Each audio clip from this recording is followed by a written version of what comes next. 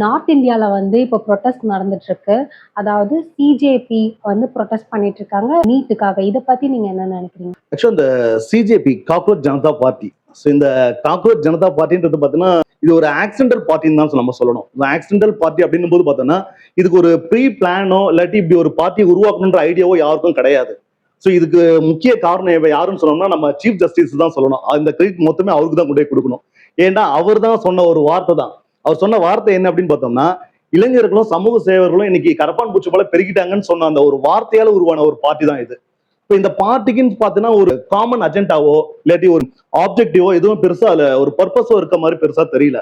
ஆனா அந்த அவங்க கொண்டு வர விஷயங்கள் எல்லாமே வந்து பார்த்தோம்னா பொதுமக்களுக்கு தேவையான ஒரு விஷயங்கள் தான். அதுல முக்கியமா இவங்க சொல்றது வந்து நீட்ல அவங்க சொல்ற முக்கிய கோரிக்கையே என்னன்னா தர்மேந்திர பிரதான் அவர் தான் வந்து இன்னைக்கு சென்ட்ரல் கவர்மெண்டோட எஜுகேஷன் மினிஸ்டர்.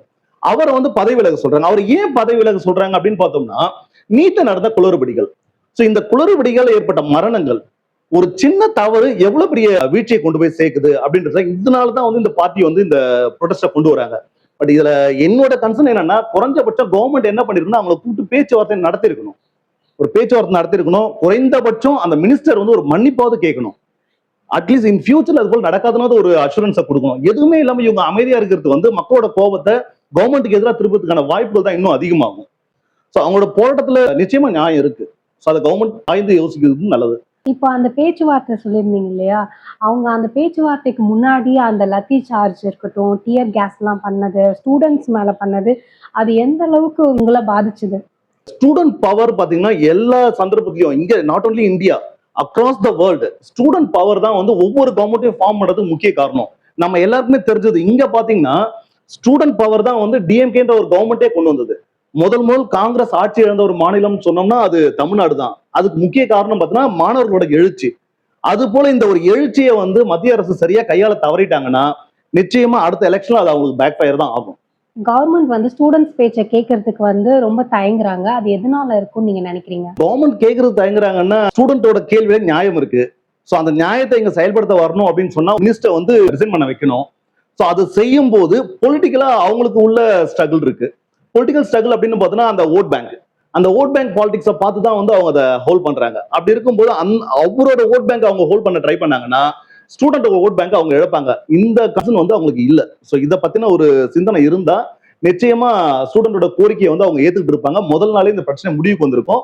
ஆனா எந்த சந்தர்ப்பத்திலும் எந்த government state government even central government எதுவா இருந்தாலும் ஸ்டூடெண்ட்டுக்கு எதிரான ஒரு அடக்குமுறை நிச்சயமா அவங்க அந்த அரசாங்கத்துக்கு எதிரான ஒரு அடக்குமுறையா மாறிடும். அரசாங்கத்துக்கு எதிரான ஒரு மனநிலை தான் மக்களுக்கு இடையில உருவாக்கி விட்டுரும். இப்போ இந்த ப்ரொடெஸ்ட் பண்றதுல வந்துட்டு ஒரு முடிவே இல்லாம இருக்கு. இது எப்பதான் முடிவுக்கு வரும்? மாணவர்கள் வந்து இப்ப வரைக்கும் பாத்தீங்கன்னா தன்னெழுச்சியா தான் நடத்திட்டு இருக்காங்க. இதை நீங்க கரெக்டா புரிஞ்சுக்கணும் அப்படின்னு பார்த்தோம்னா இதுக்கு முன்னாடி தமிழ்நாட்டில் நடந்த ஜல்லிக்கட்டு போராட்டம் உங்களுக்கு நல்லா ஞாபகம் இருக்கும். ஸோ அந்த போராட்டம் பார்த்தோம்னா தன்னெழுச்சியா நடந்த ஒரு போராட்டம். இங்க வந்து ஸ்பெசிபிக்கா ஒரு லீடர் இல்லை, ஆனா எல்லாருக்குமே ஒருமித்த குரலோட இதை நடத்திட்டு இருந்தாங்க. அது போல இந்த மாணவர்களுக்கு வந்து இடையில வந்து இப்ப வரைக்கும் தன்னெழுச்சியா நடந்துட்டு இருக்கு. இந்த போராட்டம் நாடு முழுக்க பரவும் போது நிச்சயமா இதுக்கு ஒரு நல்ல ஒரு தீர்வு கிடைக்கிறதுக்கான வாய்ப்புகள் இருக்கு. அதே சமயம் மத்திய அரசோ இல்ல மாநில அரசோ யாரா இருந்தாலும் இந்த மாணவர்களோட போராட்டத்தை தள்ளி வச்சுட்டு அடுத்த கட்டத்துக்கு நகரவே முடியாது. அவங்களுக்கு தீர்வு கிடைக்காம நிச்சயமா அடுத்த கட்டத்துக்கு நகர முடியாது. இவங்களை சாதாரணமா அந்த டியர் கேஸ் வச்சோ இல்லாட்டி லட்டி சார்ஜ் பண்ணியோ வந்து கலைக்கக்கூடிய அளவுக்கு இவங்க வந்து யாருமே கூலிக்கு வந்தவங்க கிடையாது. சொன்னாலும் அப்படி வந்து இவங்க யாரையும் கலைச்சிட முடியாது. நிச்சயமா தீர்வை நோக்கி நகர்ந்தே ஆகணும் மத்திய அரசு. நீட்டை கேன்சல் பண்ணுவாங்கிறது பாத்தீங்கன்னா நீட்டுக்கான தேவைகள்னு ஒரு விஷயம் இருக்கு. அதுல ரெண்டு கருத்துக்கள் இருக்கு. முதல் கருத்து என்ன அப்படின்னு பார்த்தோம்னா இன்னைக்கு என்னோட ஸ்டேட்ல இப்ப இங்க எனக்கு தமிழ்நாடு ஸ்டேட் இருக்கு அப்படின்னு சொன்னா என்னோட கவர்மெண்ட்ல இங்க சீட்ஸ் ஒரு 6000 சீட்ஸ் இருக்குன்னா அந்த சீட்ஸ்க்கு கவர்மெண்ட் கோட்டாவில் கவர்மெண்ட் ஃபண்ட் தான் வந்து அங்க ஸ்டூடெண்ட்டுக்காக கொடுத்துட்டு இருக்காங்க. அப்ப ஸ்டேட் கவர்மெண்ட் கொடுக்குற ஃபண்ட்ல ஏன் ஸ்டேட்ல உள்ள ஸ்டூடெண்ட் படிக்காம நீட்ல செலக்ட் ஆயிட்டான்றதுக்காக நார்த்ல இருந்து இல்ல அதர் ஸ்டேட்ல இருந்து ஒரு ஸ்டூடெண்ட் வந்து படிக்கிறான்னா அது எப்படி ஏன் கவர்மெண்ட் என்ன அதை பேர் பண்ணும் அந்த காசை? ஸோ நீட்ன்ற ஒரு காரணத்தை காமிச்சிட்டு ஏன் கவர்மெண்டோட டாக்ஸை வச்சு இன்னொரு அதர் ஸ்டேட் ஸ்டூடெண்ட் படிச்சுட்டு போறான்னா இது எப்படி சரியா இருக்கும்? இது ஒரு ஆங்கிள் இருக்கு. ஸோ இன்னொரு ஆங்கிள் என்ன பேசிட்டு இருக்காங்க அப்படின்னு பார்த்தோம்னா எல்லாருக்குமே வந்து எம்பிபிஎஸ் சீட் கிடைக்கிறதான வாய்ப்புகள் இருக்கு. குறிப்பிட்ட ஒரு கம்யூனிட்டியோ இல்ல குறிப்பிட்ட ஒரு பீப்புளை வந்து எடுத்துட்டு போற இடத்துல நீட் மூலமா எல்லாருமே உள்ள வரலான்ற மாதிரி இவங்க சொல்றாங்க. ஆனா இதுவே வந்து கிட்டத்தட்ட ஒரு மாதிரியான ஃபில்ட்ரேஷன் தான் சொல்லணும். நீட்ன்றதே ஒரு ஃபில்டர் மெத்தட் தான் சொல்லலாம். இப்ப நம்ம அதே மாதிரி தமிழ்நாட்டில் இருக்கோம் அதர் ஸ்டேட்ல போய் படிக்கலாமே அப்படின்னு சொல்லலாம். நிச்சயமா அவங்க சொல்ற வார்த்தை கரெக்ட் தான். ஆனா அதுல புரிஞ்சிக்க வேண்டிய ஒரு விஷயம் என்னன்னா தமிழ்நாட்டுல கவர்மெண்ட் சீட் வாங்கின ஒரு எம்பிபிஎஸ் ஸ்டூடெண்ட் 1.5 lakh தான் ஃபீஸ் பே பண்ணுவான்.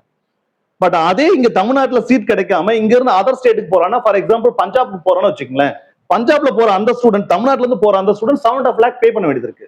எப்படி ஜஸ்டிஸ் கொடுத்ததுன்னு நம்ம சொல்ல முடியும்? சோ அதுல ஏதோ ஒரு குளறுபடி இருக்கு இல்லையா? அந்த குளறுபடியை சரி பண்ணாம அதை இம்போஸ் பண்றதுதான் தவறுன்னு சொல்றோம். ஒண்ணு அதை சரி பண்ண ட்ரை பண்ணணும், இல்லையா பழைய மெத்தடுக்கு போகணும். நெக்ஸ்ட் 2029ல விஜய் வந்து எலெக்ஷன்ல, அதாவது பிஎம் எலெக்ஷன்ல நின்னா எந்த அளவுக்கு அவருக்கு ஆதரவு இருக்கும்? அவர் சிஎம் ஆவாரான்னு ஒரு எதிர்பார்ப்புக்கு இடையில வந்து ஒரு சிஎம் ஆயிருக்காரு. ஸோ அதுவே வந்து ஒரு பெரிய சக்சஸ். இதை தாண்டி அடுத்த எலெக்ஷன்ல பிஎம் அப்படின்ற ஒரு கொஸ்டின் வந்து ஒரு வரவேற்கத்தக்க ஒரு கொஸ்டின், நல்ல ஒரு சிந்தனை. இதுல இவருக்கு வந்து சேலஞ்சே பார்த்தீங்கன்னா இந்த 3 இயர்ஸ் தான் அவருக்கு பெரிய சேலஞ்ச். இந்த 3 இயர்ஸ்ல அவர் இங்க சிஎம்மா எப்படி பர்ஃபார்ம் பண்றாரு? ஏன்னா இங்க நேஷனல் பாலிடிக்ஸ்ல வந்து பாத்தீங்கன்னா ஒரு பெரிய கேப் இருக்கு. அது எப்படி அந்த கேப் சொல்லலாம் அப்படின்னு பார்த்தோம்னா, ஒரு ஆப்போசிட் லீடர்ல ஒரு பெரிய கேப் இருக்கு. ஸோ அந்த உண்மையை வந்து எல்லாரும் ஏத்துக்கிட்டு தான் ஆகணும். ஏன்னா அந்த ஆப்போசிட் லீடர் இல்லாததுனால தான் வந்து மோடியோட சக்சஸ் வந்து பேக் டு பேக் வந்துட்டு இருக்கு. ஸோ ஃபர்ஸ்ட் டைம் 2014ல அவர் சக்சஸ் ஆனதுக்கான ரீசன் வந்து பாத்தீங்கன்னா, அவர் சிஎம்ஆ பர்ஃபார்ம் பண்ணதுல அந்த பர்ஃபார்மோட ரிசல்ட் தான் வந்து 2014ல அவருக்கு பிஎம்ஆ கிடைச்சது. இந்தியாவை பொறுத்த வரைக்கும் பார்த்தோம்னா நிறைய நம்பர் ஆஃப் சிஎம்ஸ் இருந்தாங்க, ஆனா யாருமே வந்து பிஎம் ஆக முடியல. பட் மோடி ஆனார் அப்படின்னு சொன்னா அவர் அங்க ஒரு கிளீன் கவர்னன்ஸ் கொடுத்தாரு. ஸோ அந்த நம்பிக்கை மக்கள்கிட்ட இருந்து 2014ல வந்தார். ஆனா பேக் டு பேக் அவர் வரதுக்கு முக்கியமான காரணம் என்ன அப்படின்னு பார்த்தோம்னா, ஒரு ஆப்போசிட் லீடர், ஒரு ஸ்ட்ராங் ஆப்போசிட் லீடர் அங்க இல்லாம போனதுதான் ஒரு முக்கிய காரணம். இப்ப இன்னைக்கு அந்த ஒரு கேப் இருந்துட்டு தான் இருக்கு. ஸோ இந்த கேப்பை ஃபில் பண்ணணும் அப்படின்னு போது பார்த்தோம்னா எதிர்கட்சிகளுக்கு ஒரு ஒற்றுமை இல்லாத ஒரு சூழல் இருக்கு. அந்த ஒற்றுமை எப்போ வரும் அப்படின்னு பார்த்தோம்னா, ஒரு ஐகானிக் லீடர் வேணும். ஸோ அந்த ஐகானிக் லீடர் அப்படின்னும் போது அந்த இடத்த ஃபில் பண்ணக்கூடிய இடத்துல பாத்தீங்கன்னா சிஎம் விஜய் இருக்காரு ஃபர்ஸ்ட். அதுக்கு அடுத்தது பாத்தீங்கன்னா ஒரு ஐகானிக் லீடர், அந்த ஐகானிக் லெவல் மட்டும் இருந்தா போதுமா அப்படின்னு பார்த்தா நிச்சயமா போதாது, அவரோட பர்ஃபார்மன்ஸும் வேணும். ஸோ இப்போ இந்த 3 இயர்ஸ் அவர் சிஎம்ஆ எப்படி பர்ஃபார்ம் பண்றாரு, ஸோ அதை பொறுத்து 2029ல அவருக்கு ஒரு பிரைட் ஃபியூச்சர் இருக்கிறதுக்கான வாய்ப்புகள் அதிகம். ஆனா அதுக்கு இந்த 3 இயர்ஸ் அவர் கரெக்டா யூட்டிலைஸ் பண்ணணும். கரெக்டா யூட்டிலைஸ் பண்ண ஒரு கிளீன் கவர்னன்ஸை கொடுக்கணும், மக்களோட நம்பிக்கையை பெறணும். அதை விட முக்கியமானது என்னன்னா, எல்லா மக்களுக்கான ஒரு பிரதமரா அவர் உருவாக்குறதுக்கான வாய்ப்புகள் அப்படி எமர்ஜ் ஆனார்னா நிச்சயமா 2029ல வரதுக்கான வாய்ப்புகள் இருக்கு. ஏன்னா இப்போ 1 எலெக்ஷன் 1 இந்தியா அந்த கான்செப்டை நோக்கி போயிட்டு இருக்காங்க. ஸோ அந்த கான்செப்ட் நோக்கி போகும்போது இங்க வந்து 2029ல ஒட்டு மொத்தமா எல்லா கவர்மெண்ட்டையும் க்ளோஸ் பண்ணிட்டு CM election and PM election ஒன்னா கொண்டு வரும்போது இதுல இந்த 3 இயர்ஸ் இவர் கரெக்டா யூட்டிலைஸ் பண்ணும்போது நிச்சயமா அவருக்கான பிஎம்கான பாசிபிலிட்டிஸ் நிறைய இருக்கு.